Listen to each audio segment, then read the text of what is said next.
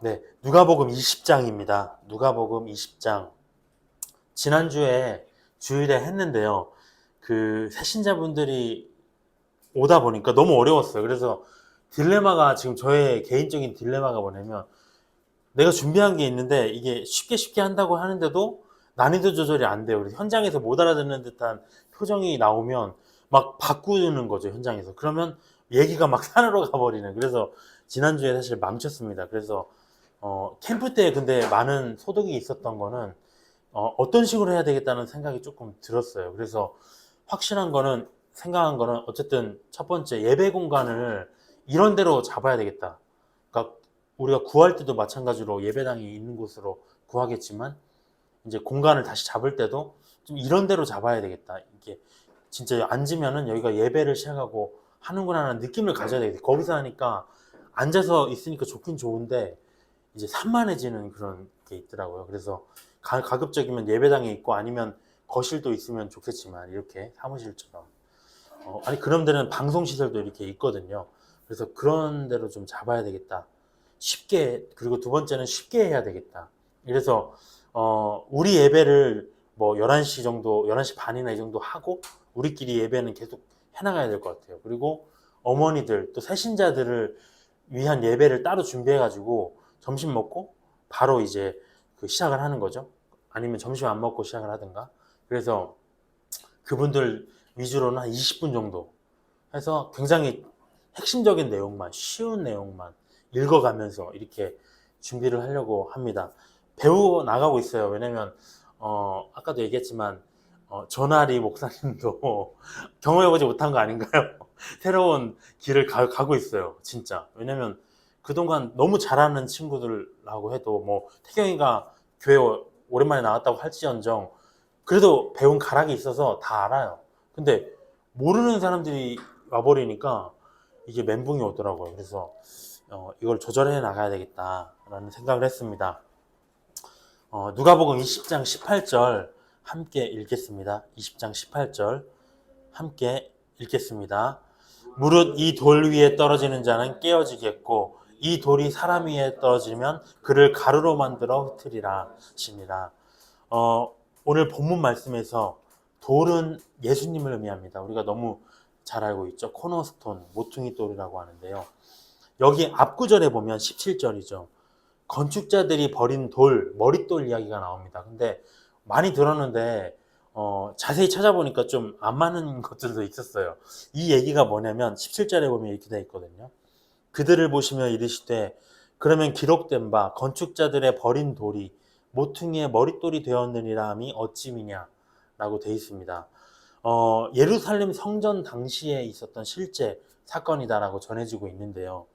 이게 우리가 머릿돌이라고 하면 저는 여태까지 그건 줄 알았어요. 건물에 보면 이제 몇 년, 몇 월, 며칠에 이 건물을 세움하고 머릿돌을 세우잖아요. 근데 그 의미가 아니라 여기서는 이제 건물을 지을 때 우리가 네모나게 지으면 각각의 하중이, 모퉁이가 있잖아요. 모퉁이는 양쪽 면을 지탱해야 되기 때문에 더 단단하고 더 커야 된다는 것이죠.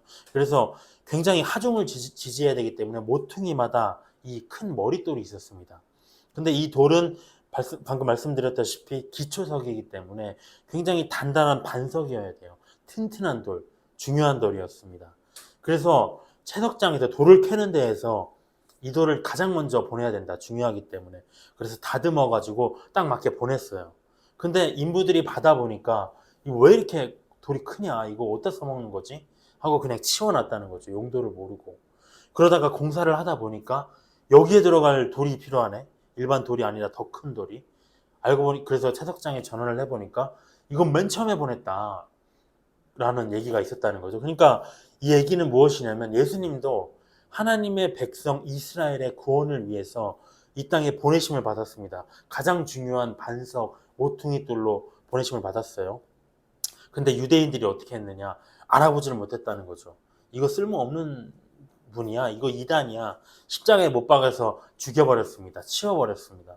근데 그게 바로 예수님을 상징한다는 거죠. 쓸모를 알지 못하고 버려진 모퉁이의 머릿돌 예수님이다. 그리고 오늘 여기 18절에 보면은 이 얘기를 하셨습니다. 깨어짐에 대해서.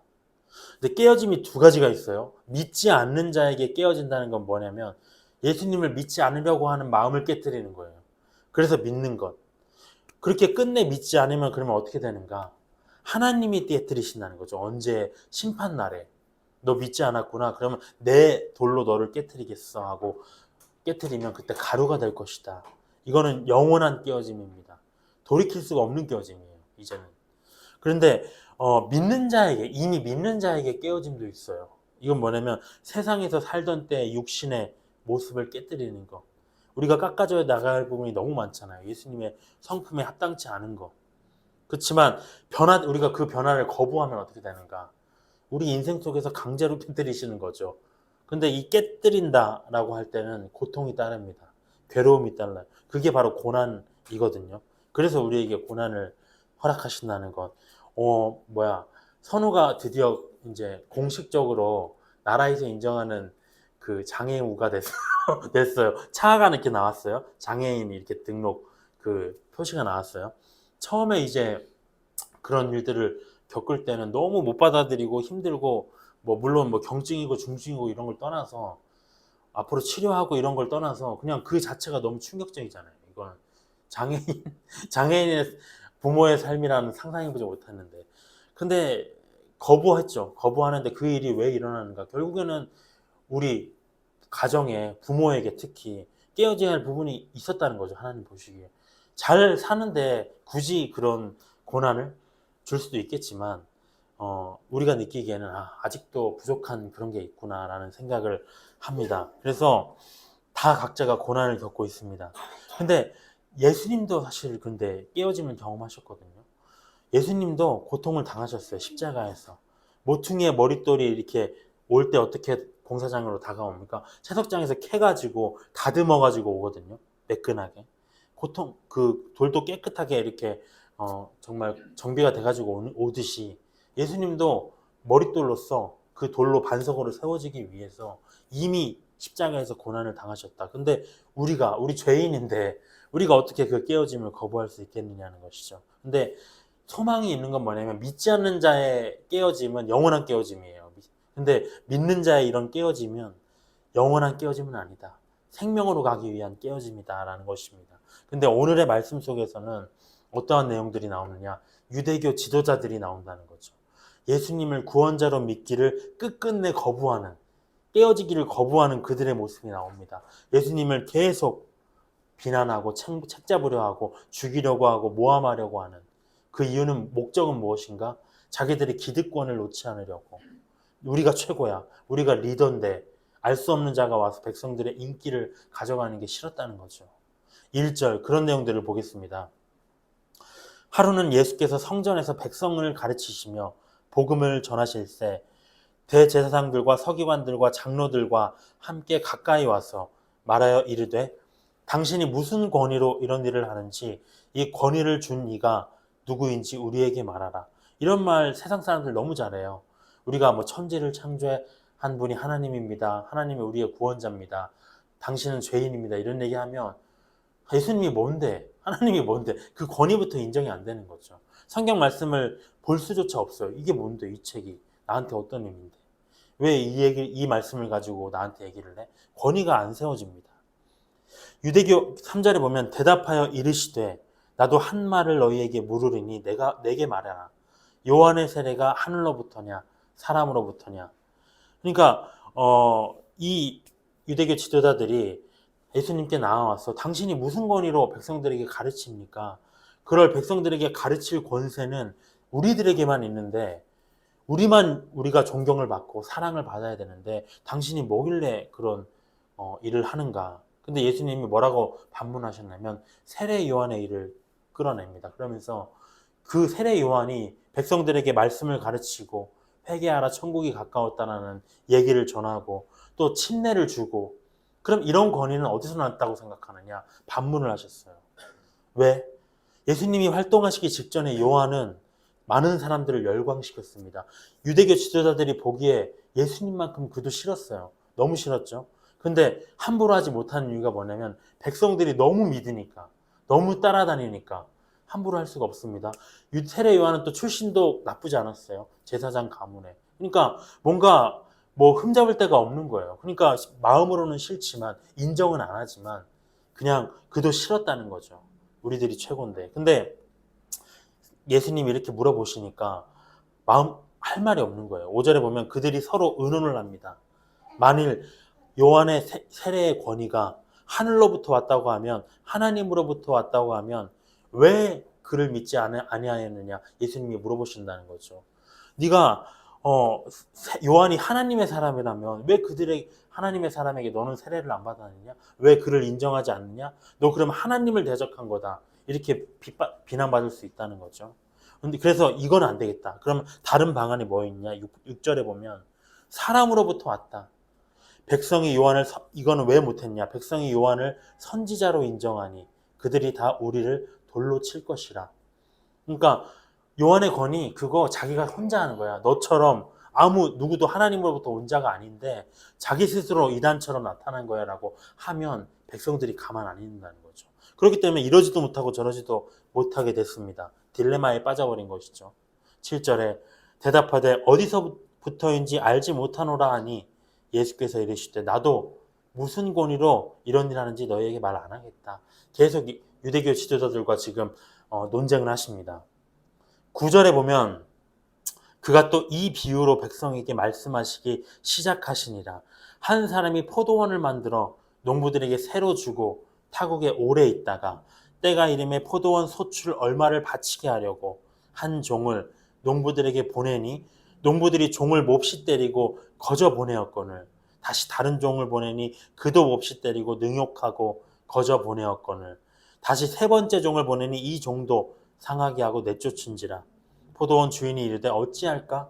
내 사랑하는 아들을 보내리니 그들이 혹 그는 존대하리라 하였더니 농부들이 그를 보고 서로 의논하여 이르되 이는 상속자니 죽이고 그 유산을 우리의 것으로 만들자 하고 포도원 밖에 내쫓아 죽였다고 합니다.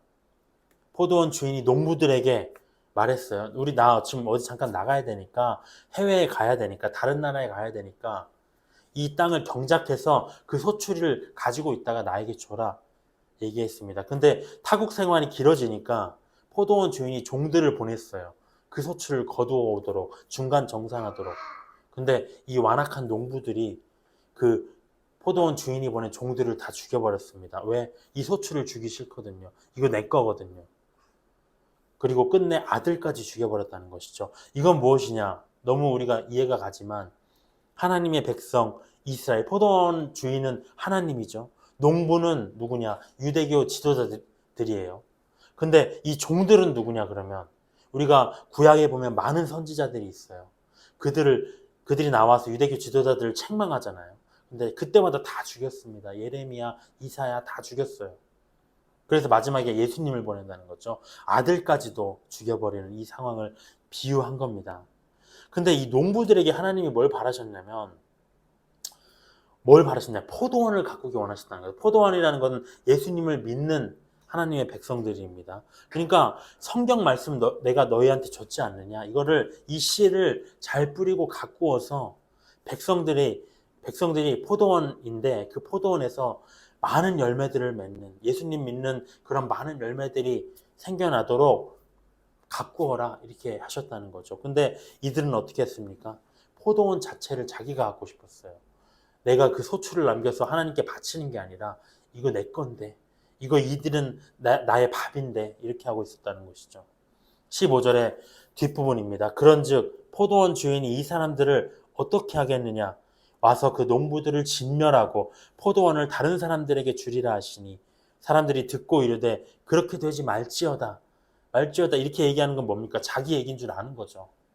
근데 회개가 나오는 게 아니라 말씀의 성취를 거부한다는 겁니다. 이해는 가는데 그냥 그 말씀은 없었으면 좋겠어.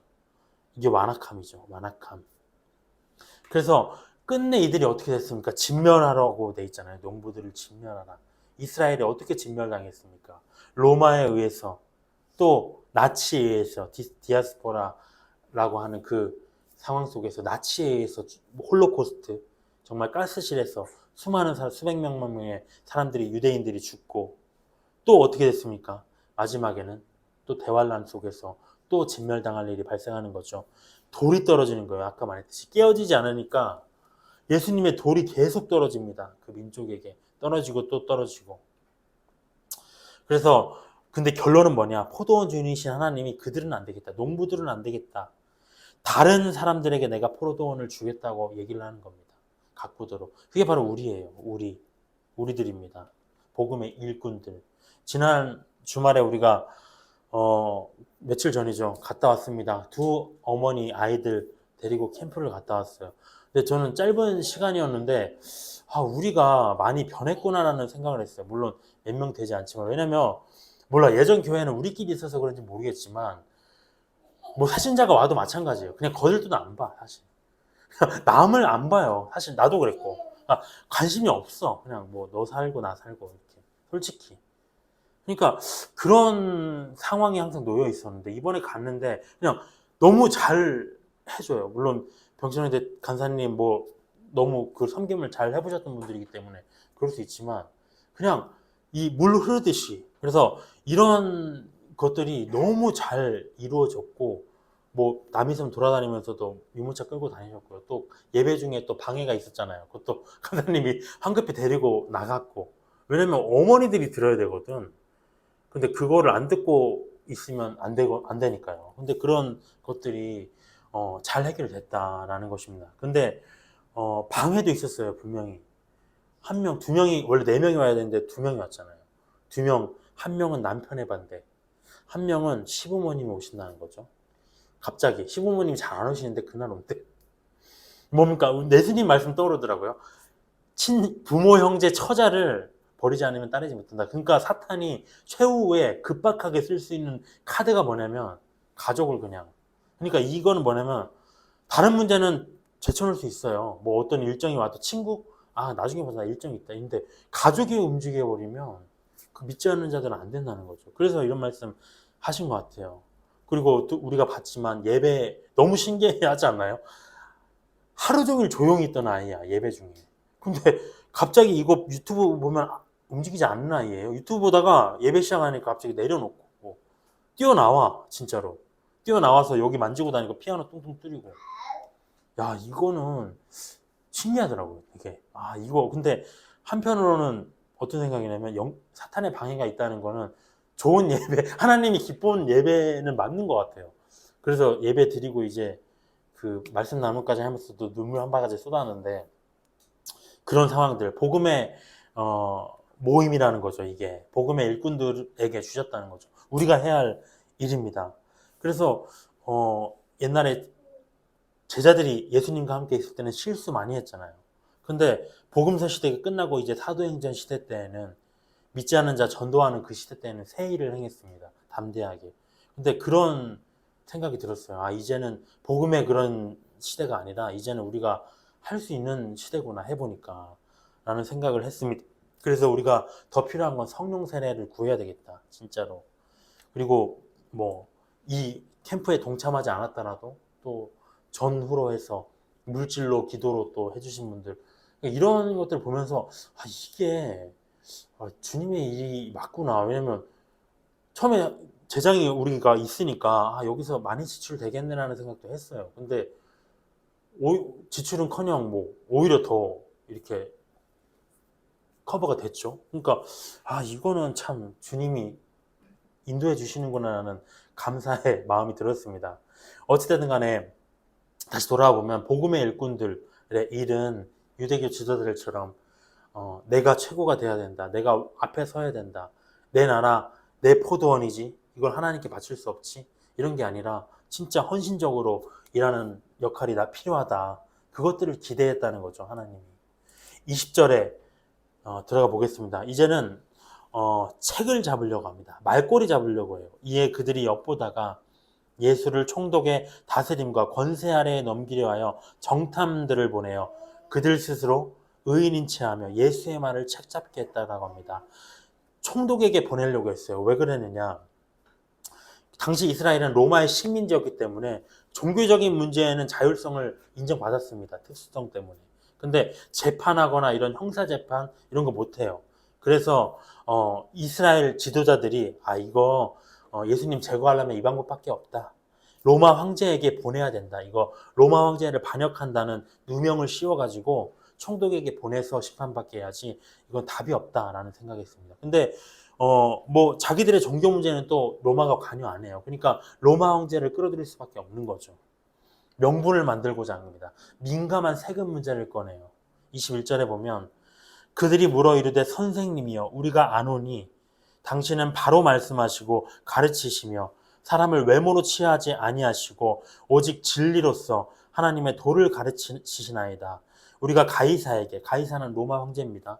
세금을 바치는 것이 옳습니까? 옳지 않습니까? 라고 물어봅니다. 시험하는 거죠. 유대인들은 당시에 세금 부과 문제, 로마의 세금 부과 문제에 반감을 품고 있었어요. 왜 그러냐면 이스라엘에게는 하나님만이 왕이거든요. 근데 다른 주권자에 세금 낸다는 건 헌금은 돈을 드리는 곳이 섬기는 대상이잖아요. 근데 황제에게 세금을 낸다. 이거는 자기 민족으로서는 용납이 안 되는 거죠. 내가 왜 로마 황제를 숭배해야 되냐. 우상 숭배와 같이 느껴지는 거예요. 근데 유대교 지도자들이 이걸 알고 만약에 예수님이 로마 황제에게 세금 바쳐야지 이렇게 하면은 민족의 반역자로 몰아가는 거죠. 근데 반대로 로마 황제에게 세금 바치면 안 되지 그러면 어떻게 합니까? 이거 반역자다 하면서 고발한다는 거죠. 빠져나갈 길이 없는 곳을 만들었습니다. 23절에 예수께서 간계를 하시고 이르시되 데나리온이라는 동전, 은화를 하나 내게 보여라. 거기에 누구의 형상과 글이 여기 있느냐? 대답하되 로마 황제 가이사의 얼굴이 있습니다. 이르시되 그런즉 가이사의 것은 가이사에게 하나님의 것은 하나님께 바치라 하시니 그들이 백성 앞에서 그의 말을 능히 택잡지 못하고 그의 대답을 놀랍게 여겨 침묵했다고 합니다.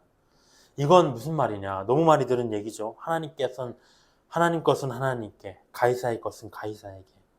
우리가 헌금이건 세금이건 뭐 다 같은 돈으로 하는 거예요. 근데 그거를 하나님께 바치면 그게 헌금이 됩니다. 나라에 내면 그게 세금이 돼요. 그러니까 같은 돈을 가지고 헌금을 낼지 세금 낼지 하나님 섬길지 아니면은 세금을 내서 나라에 바칠지는 마음에 달려 있다는 거죠. 그러니까 다시 말하면 신앙생활 이건 마음으로 하는 거다. 너희가 누구한테 돈을 내고 이런 행위로 하는 게 아니라 네 마음이 지금 누구한테 있느냐? 네 마음이 하나님께 있다면 로마 황제에게 바치는 그 돈 가운데에서도 그걸 변론으로 하고라도 하나님께 바칠 건 지킬 것이다 라고 얘기를 하는 것이죠. 마음에 달린 것이다. 이 말씀을 보면서 저는 열왕기사 5장에 나아만 장군이 떠올랐어요. 그 장군이 누구냐면 시리아의 왕을 섬기는 군대 장관입니다. 근데 문둥병이 걸려서 낫지 못하고 있다가 이스라엘의 선지자 엘리사가 고쳐줘요. 그러니까 하나님만이 유일한 신이구나 인정을 했습니다. 이방인이. 근데 본국으로 돌아가야 되잖아요. 시리아 왕을 따라 본국으로 돌아가면 시리아 왕을 따라서 똑같이 우상의 신전에서 평소와 같이 그렇게 절을 해야 돼요. 근데 그게 걱정되는 거죠. 나 하나님을 섬겨야 되는데. 그래서 엘리사에게 얘기를 합니다. 하나님께서 내가 어쩔 수 없이 그 우상에게 절을 할 때 나를 용서해 줬으면 좋겠다라고 얘기를 합니다. 그러니까 엘리사가 뭐라고 하냐면 걱정하지 말고 평안히 가라. 이건 무슨 말이냐? 마음을 받았다는 거죠. 네 마음의 중심이 하나님께로 있는 거 우리가 알고 있다. 하나님이 아신다. 근데 물론 이 문제는 상황에 따라 다시 봐야 돼요. 왜냐 하나님 믿으니까 나 우상에 절해도 돼. 나 자유로워. 나 템플 스테이 이런 거 참여해도 돼. 뭐 내가 절에 있건 뭐건 난 하나님 섬기는데 안 된다는 거죠. 그건 안 되는 일입니다. 근데 여기에서 알 수 있는 건 뭐냐면 신앙이 마음에 있다는 거예요. 신앙이 마음에. 27절에 보면 또 책을 잡으려고 합니다. 부활이 없다고 주장하는 사두개인 중에 어떤 이들이 왔습니다. 예수님을 공경에 빠뜨리기 위한 또 다른 계략이 뭐냐면 부활 문제를 꺼냅니다.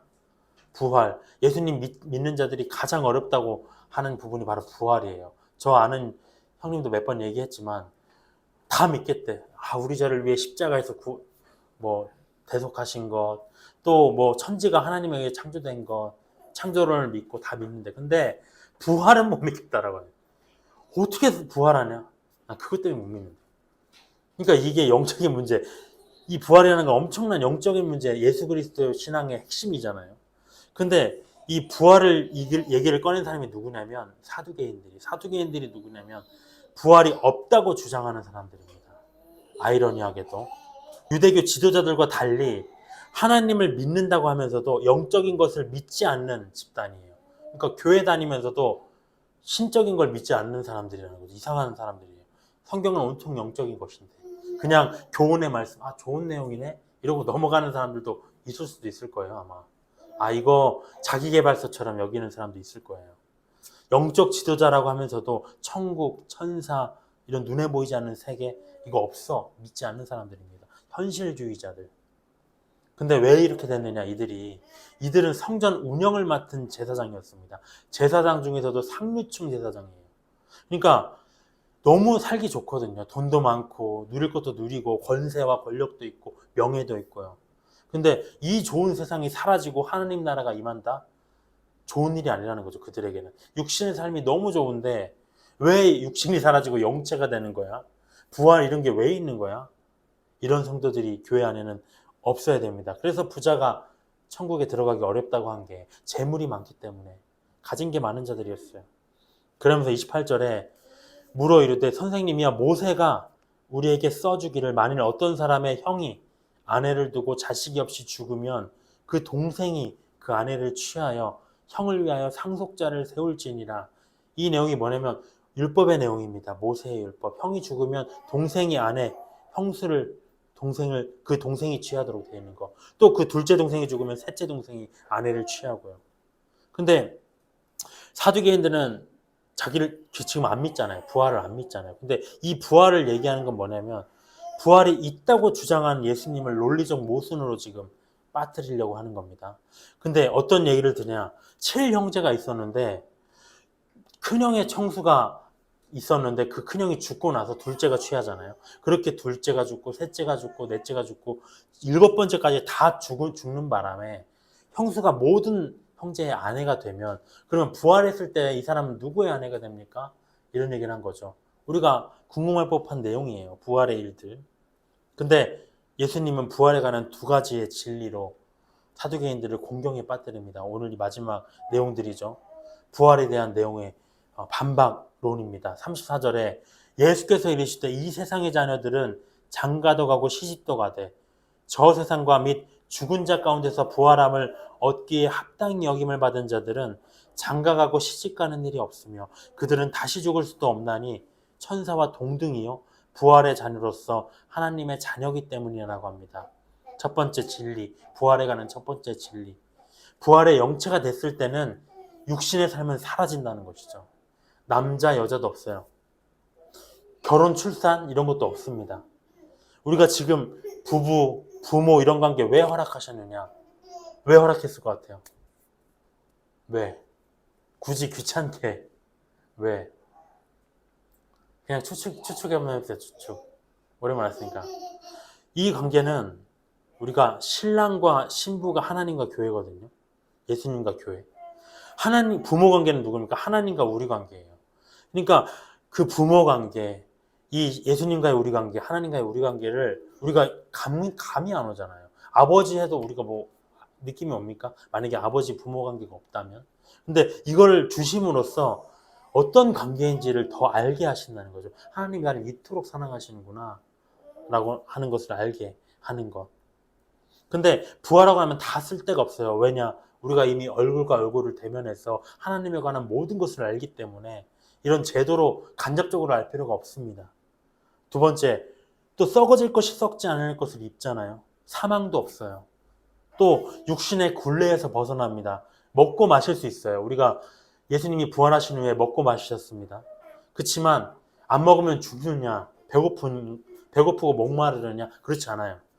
먹으면 맛있게 먹을 수 있지만 그걸 가지고 이 죄에 속한 거예요. 배고픔도 육신의 정욕이잖아요. 이런 게 없어집니다.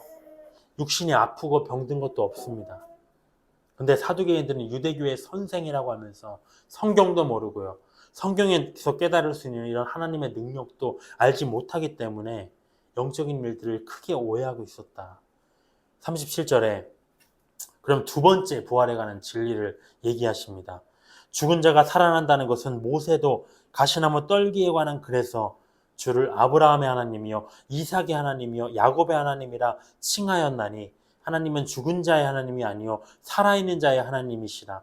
하나님에게는 모든 사람이 살았느니라 라고 얘기를 합니다. 이 얘기는 조금 이해하기가 어려워요. 두 번째 진리는 뭐냐면 부활이 반드시 있다는 겁니다.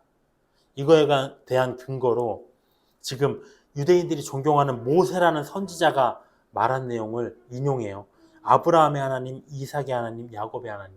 이 말이 뭐냐면 하나님 안에서 이들이 살아있다는 거죠. 만약에 그 사람이 죽어있다면 죽어있는 사람을 가지고 이미 이 세상에 없는 사람을 가지고 사망해서 이제 존재하지 않는 사람을 가지고 하나님이 난 누구의 하나님이다 얘기 안 하신다는 거죠. 그렇게 얘기하시는 건 뭐냐? 살아있기 때문에 하나님이 이렇게 얘기하신다는 거죠. 하나님 안에서. 그래서 예수님이 지금 어떠한 내용들을 정리하셨냐면 논리적 모순으로 자기를 빠뜨리려고 했는데 이 성경적 깨달음을 가지고 얼마나 빈약합니까? 이 내용을 가지고 지금 반론을 펼치신 거예요. 해석 잘못하고 있다. 그 이 39절의 내용이 이제 그들의 그런 빈약한 지식을 더욱더 드러내면서 이 내용을 마치는 내용입니다. 서기관은 성경학자입니다. 성경을 잘 알고 있는 자예요. 이들이 말하되 선생님 잘 말씀하셨네요. 거기까지는 우리가 이해가 갑니다. 그러니까 아무것도 더 물을 수 없었습니다. 서기관은 성경 전문가입니다. 근데 여기서 이제 끝난 게 아니라 예수께서 그들에게 반문하세요. 너희들 뭔가 자꾸 나 책 잡으려고 하고 너희들의 성경 지식이 뭔가 아는 것처럼 얘기하는 것 같은데 한번 아나 테스트 해볼까? 굉장히 어려운 내용입니다. 이 내용을 내가 지난주에 설명하려고 하니까 답이 안 나오더라고요. 답이 안 나와. 이 내용이 뭐냐면 예수께서 그들에게 이르시되 사람들이 어찌하여서 그리스도를 다윗의 자손이라 하느냐. 시편에 다윗이 친히 말하였을 때 주께서 내 주께 이르시되 이게 무슨 말이냐면 주께서 하나님께서 내 주께 이르시되 예수님께 이르시되 내가 너의 원수를 사탄을 내 발등상으로 삼을 때까지 우편에 앉았으라 하셨도다 했다고 합니다. 다윗이 뭐라고 시편에 얘기했냐면 시편 110편 1절에서 장차 올 구원자 예수님을 향해서 주라고 지칭했어요. 근데 주라고 지칭했다는 건 무슨 뜻입니까? 나보다 높은 사람이죠. 나보다 앞서 있는 사람이고 높은 사람을 의미합니다. 41절에 보면 다윗의 자손의 얘기가 나와요. 다윗의 자손은 뭐냐면 시편 89편 3절 4절에는 다윗의 자손의 얘기가 나옵니다. 자손이라고 하는 건 뭡니까? 나보다 뒤에 있는 존재잖아요. 나보다 뒤에 있는 존재, 낮은 사람을 얘기합니다. 근데 방금 우리가 본 구절, 내 우편에 앉았으라. 내 주께 다윗이 높였어요. 이번에는. 그러니까 내 자손이라고도 했다가 또 내 주라고도 했다가 도대체 다윗이 얘기하는 그 주님은 다윗보다 높은 사람이냐 낮은 사람이냐 왜 41절과 같이 다윗의 자손이라고 했느냐 다윗은 주라고 했는데 그러니까 뭐라고 했는가 이들이 아무 말도 못했다는 거죠. 무슨 말을 했겠습니까? 나와 있지 않습니다. 배치되는 것 같은 두 말씀을 통해서 이들이 할 말 못하도록 아무 말도 못하도록 얘기를 했습니다. 성경을 겉핥기로만 알았다는 거죠. 너희들의 성경 지식은 이 정도밖에 안 돼 라고 얘기를 했습니다. 근데 이들이 이렇게 된 이유가 뭐냐? 이들이 이렇게 된 이유. 다윗의 자손 우리가 너무 지금 알고 있는 내용이잖아요. 다윗의 자손이시죠 당연히. 근데 왜 주라고 불렀느냐? 자손으로는 아셨지만 예수님은 하나님이시잖아요. 이미 오래전부터 영원 전에 계신 분이기 때문에. 그래서 그 두 가지가 모두 맞는데 이들은 여기에 대한 깨달음이 없었다는 거죠. 왜 이렇게 되었을까? 46절, 47절 이 마지막 구절에 그 원인이 나와 있습니다. 긴 옷을 입고 다니는 것을 원하며 뭔가 위험 있게 보이려고 하는 거죠. 시장에서 문안받는 것과 인사받고 존경받고 회당의 높은 자리와 잔치의 윗자리를 좋아하는 서기관들을 삼가라. 권력과 권세입니다. 높은 자리. 47절에 그들은 과부의 가산을 삼키며 외식으로 길게 기도하니 그들이 더 엄중한 심판을 받으리라. 재물의 죽음이다. 정리하자면 예수님이 유대교 지도자들이 이렇게 성경의 깡통이 되고 예수님을 믿지 못한 것, 백성들을 잘 인도하지 못한 것, 부활에 대해서 알지도 못한 것은 어떤 이유 때문이냐? 명예, 긴 옷을 입고 문안받고 존경받고 또 두 번째, 높은 자리에 앉고 권세, 세 번째, 불쌍한 과부의 가산까지 삼키려고 하는 이 정말 극단적인 돈의 집착, 이 문제 때문에 육신의 삶 때문에 거기에 매몰되어서 영적인 것들을 이해 못했다는 거죠.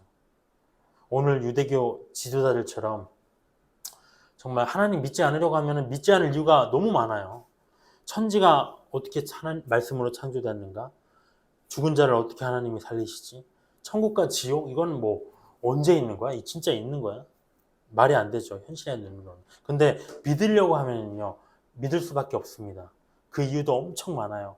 이 DNA에 대해서 관심을 안 가지다가 쟤 때문에, 아이 때문에 가지기 시작했는데 정말 엄청나게 이 DNA 지도가 복잡한데 하나만 빠져도 문제고요. 근데 어디가 빠졌느냐에 따라서 증상이 다 달라요. 그러니까 생김새, 그 다음에 어떤 행동까지도 그 모든 것들이 완벽하게 지도가 딱 짜여 있어야만 그 사람의 행동이 나오는 거예요. 근데 그 중에 하나만 이상해도 뭔가 이상한 거죠. 행동이나 어떤 그런 특징적인 내용들. 그러니까 정교하게 돼 있다. 또 제일 이해 안 되는 건 그거죠. 사람이 핵폭발로부터 시작됐다. 작은 이런 티끌에서 폭발의 폭발을 거쳐서 이러한 정말 엄청난 사람의 복잡한 생명체까지 만들어졌다. 또 어떤 게 있습니까? 원숭이가 사람으로 진화했다면 원숭이는 지금 왜 있어요, 그러면? 그 원숭이들은 왜 안 됐어? 또 꽃들, 요즘에 꽃들 보면서 정말 많이 느껴요. 색깔이 왜 이렇게 진해, 꽃들이. 나이가 드니까 꽃이 좋아져요. 꽃 보면은, 그러니까 어머니, 아버지들이 왜 사진을 꽃으로 했는지 알겠어요. 말이 없잖아요. 그냥 아름답기만 해. 아름다워, 그냥. 근데 그런 형형색색의 꽃들이 어떻게 만들어졌는가? 동물들은 어디서 나왔는가? 지구의 행성들이 정확한 이런 정말 그 오차 없이, 하나도 오차 없이 서로 부딪히지 않고 돌아가는가? 왜 여기만 공기가 있지? 공기가 어디 있어요? 다른 우주 어디에 있겠습니까? 또 우리가 왜 여기에만 중력이 있어가지고 발을 디디고 살 수 있는가? 믿으려면 믿을 이유가 수만 가지입니다. 근데 이 모든 것에 대한 해답을 우리는 알고 있잖아요. 그래서 우리가 해야 될 건 무엇이냐? 깨어져야 된다는 거죠. 깨어져야 됩니다. 교회 나와야 됩니다. 그래서 내 안에 남아있는 육신적인 습관들을 깨트리는 거. 물론 말로는 너무 쉽지만 어렵죠. 또 실제로는. 하지만 깨트리면 물론 고통이지만 천국 성도라면 반드시 해야 됩니다.